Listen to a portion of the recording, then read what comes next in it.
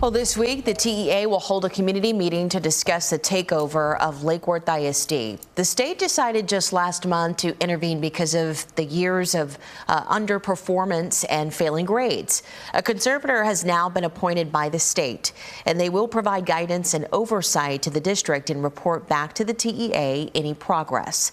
The community meeting is this Wednesday from 6 to 7:30 p.m. at the Fort Worth High School auditorium. Well, we are halfway through the school year, and school districts across the state still facing some big issues, including budget deficits, despite the Texas legislature passing that $8.5 billion boost to public education over the summer. And school boards are continuing to strategize on how to overcome the shortfalls here, while in some cases receiving backlash from their communities. Lacey Beasley is here to explain. School closures seem to be spreading like a virus. Every week, I'm covering which district is the latest to grapple with budget deficits and declining enrollment.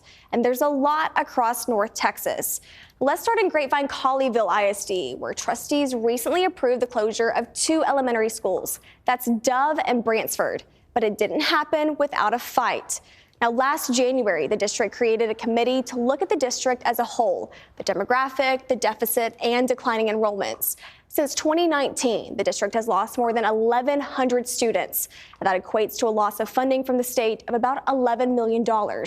In October, the Grapevine mayor wrote a letter to the school board asking them to find other ways to close the budget deficit, even saying residents would rather see their property taxes go up rather than seeing schools close. And a month later, he said he was willing to raise $2 million in corporate donations to keep schools open, though the district says they never received an offer from the mayor.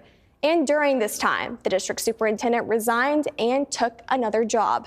Now, the final vote to close the schools happened in December, and the district hopes this will save them about $2.7 million. Now, McKinney ISD will be closing 3 elementary schools. That's Edens, McNeil, and Wolford. The board also says budget shortfalls and a lack of enrollment led to their decision. Those impacted will receive priority consideration to transfer requests based on space availability. And this is effective for the 2026 through 2027 school year. Now, in neighboring Frisco ISD, school leaders there made the decision to close Staley Middle School at the end of the year. The district says those students will be rezoned to one of 3 nearby middle schools, which are about 1,000 students under capacity. Also playing a part in the closure vote is the cost of fixing structural issues with the building. Staff reassignment, student programs, and transportation is still being worked out. And even one of the fastest growing cities in the country isn't immune to the falling enrollment. Fort Worth ISD has about 12,000 less students since the 2019 through 2020 school year. And school leaders project 6,500 fewer students by 2030. They have the longest list of closures, with 19 total, staggered through 2029. And the common reason for these school closures is a decline in student enrollment. Districts receive money from the state based on student attendance. So fewer students in class means less money for the district, and that's leading to some hard cuts. Whether that's chopping jobs, programs, or closing campuses, the money has to come from somewhere. I'm Lacey Beasley reporting. Well, one North Texas school district has decided to reduce staff rather than close schools. So before the winter break, Mesquite ISD actually announced their plans to let go of more than 500 employees.